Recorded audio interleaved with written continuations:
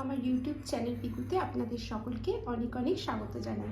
আজকে আমি আপনাদের সাথে শেয়ার করব সাবুদানার একটি রেসিপি, যেটা আমরা আমাদের উপোসের দিন খেতে পারি। এই যে সাবুদানার খিচুড়ি, দেখো বন্ধুরা, এটা কি সুন্দর দেখতে লাগছে। চলো তাহলে এটা আমি কিভাবে বানিয়েছি তোমাদের সাথে শেয়ার করে দিই। খিচুড়ি বানানোর জন্যে আমি দেখো মোটা দানার সাবুটা নিয়ে নিয়েছি। এবার আমি একটা বোল নিয়েছি, তাতে আমি করে এক বাটি মতো সাবুদানা নিয়ে নিচ্ছি। এক বাটি সাবুদানা নিয়ে নিলাম। এবার আমি এই সাবুদানাটাকে ভালো করে ধুয়ে নেব। বন্ধুরা, আমি ভালো করে সাবুদানাটা এইভাবে সুন্দর করে ধুয়ে নিচ্ছি এবং এই জলটা আমি ফেলে দিচ্ছি। দেখো এই জলটা এখনো খুব সাদা সাদা বেরোচ্ছে। যখন জলটা একদম স্বচ্ছ পরিষ্কার বেরোবে আমি ততক্ষণ ধোবো। করে জলটা দেখো ছড়িয়ে নিয়েছি। এবার আমি এটাই পাত্রটাতে ঢেলে দিলাম। আমি এতে পরিমাণ মতন জল দিয়ে এটা ভিজিয়ে দেবো। যে বাটির মাপ করে এক বাটি আমি সাবুদানা নিয়েছিলাম, সেই বাটিটারই এক বাটি মাপ করে আমি জল এতে দিয়ে দিলাম। জলের পরিমাণটাতে একটু ভালো করে দেখতে হবে। অতটাই আমরা জল দেব যতটা জলে সাবুদানাটা পুরো ভালো করে ভিজে যায়। বেশি জল বা কম জল আমরা দেব না। এগুলো ভাজা হয়ে গেছে।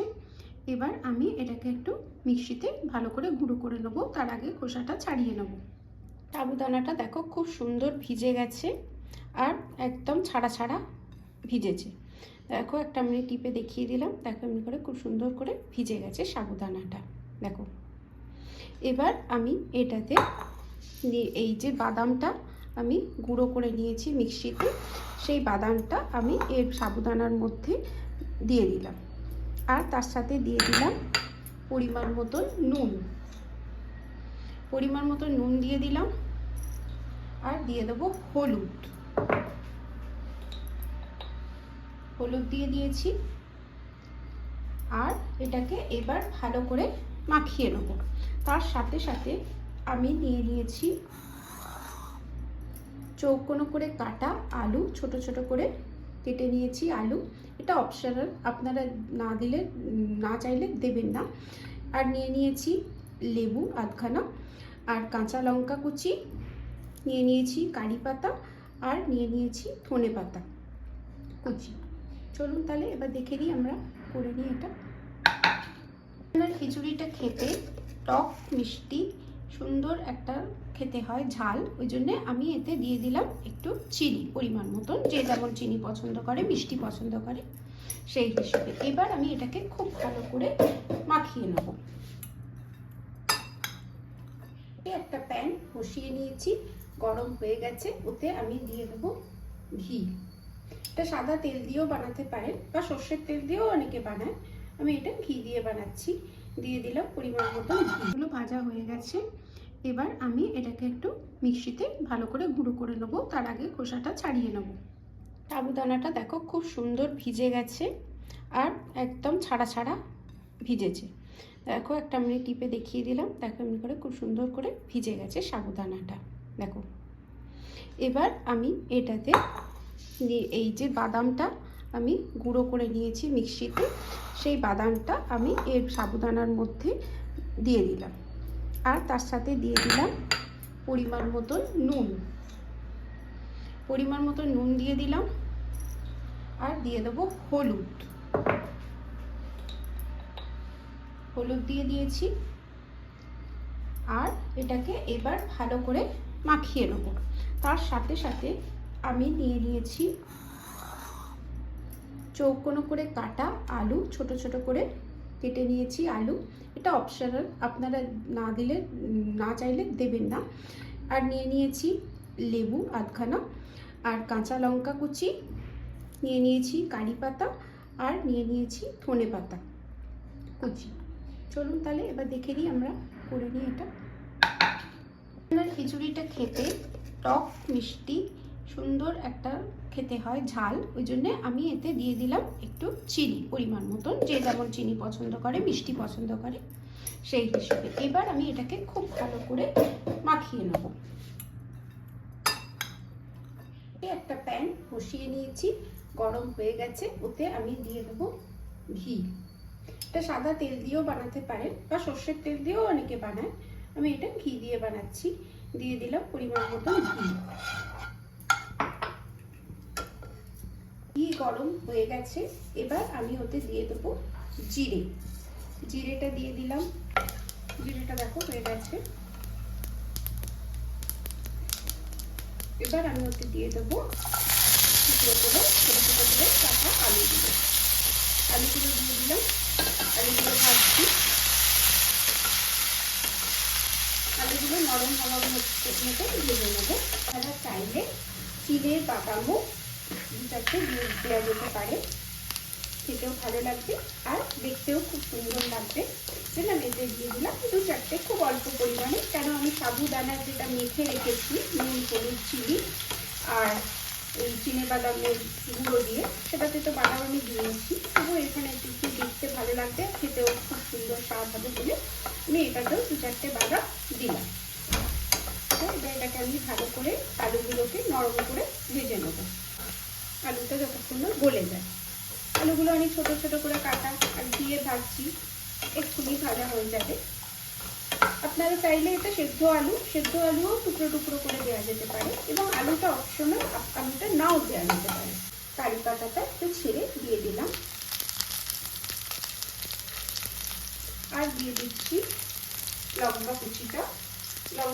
দিয়ে দিয়েছি। এটা ভাজা হচ্ছে। বন্ধুরা, আমার চ্যানেলটা যদি আপনাদের সাবস্ক্রাইব করা না থাকে তাহলে অবশ্যই অনুরোধ করলে সাবস্ক্রাইব করে নেবেন।